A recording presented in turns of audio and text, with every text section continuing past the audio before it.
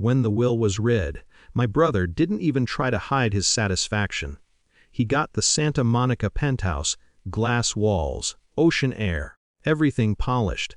I got a run-down warehouse at the edge of an industrial district.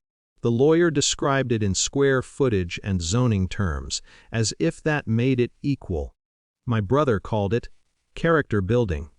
I told myself it was practical. For a few weeks, we played our parts. He hosted dinners with skyline views. I sorted through dust and broken shelving. I didn't complain. I'd spent most of my life being the less impressive one. The warehouse felt like confirmation of that. The night it broke open wasn't dramatic. It was late, wine glasses half empty on his marble counter. I asked a simple question about some accounts Mom had liquidated before she died. He stiffened. "You don't trust me." "I didn't say that." He laughed once, sharp. "You got a warehouse. I got the responsibility. That's the difference between us." I should have left then. Instead I said, "It doesn't have to be a difference." He looked at me for a long moment, and whatever restraint he had dissolved. "You know why you got the warehouse?" He said quietly. "Because that's what you are. You collect leftovers. Trash with potential." At 2 a.m., he handed me my jacket and told me to get out. I drove to the warehouse because it was the only place that was technically mine. The building was colder than I expected. Metal walls ticking in the night air. I found a canvas tarp and lay down in a corner, staring at the ceiling beams. The word trash echoed, but not in the way he intended. It didn't hurt as much as it clarified. I had been accepting smallness for years. The next morning, instead of calling anyone, I started cleaning, dumpster rentals, work gloves, long days hauling out rusted parts and broken pallets. As the space cleared, light reached farther into the building. It began to look less like abandonment and more like structure waiting to be used. That's when I noticed the measurements didn't add up.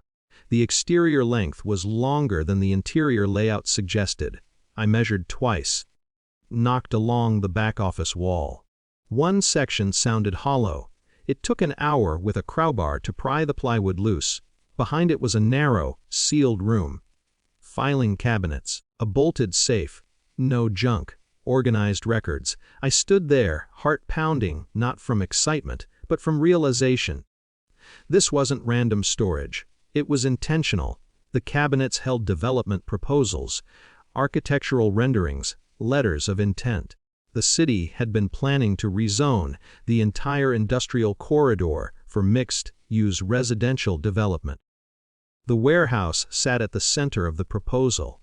One document mattered more than the rest, a partnership agreement naming the property owner as controlling stakeholder once rezoning passed. Me. I didn't confront my brother. I scheduled an appointment with an estate attorney. 2 weeks later, she closed the folder and said, "Your mother structured this deliberately. If rezoning passes, you become managing partner in a redevelopment consortium." "And my brother?" I asked.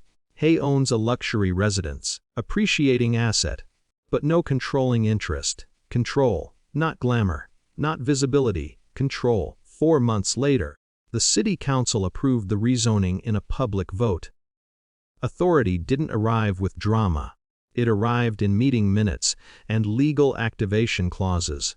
Letters started coming addressed to me as managing partner.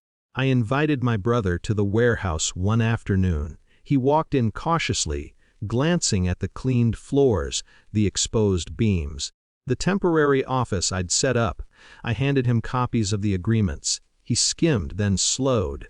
His jaw tightened slightly. "This is real." "Wes, you control it." "Yes." He looked around the space differently then, not as a joke, not as waste. "What do you want?" he asked. There was no triumph in me. Just steadiness, respect, I said. "And no more labels." He nodded once. Not apology, not quite pride. Something unsettled. Construction planning began within months. The warehouse name stayed on the project filings. I didn't change it. It had never been trash, neither had I.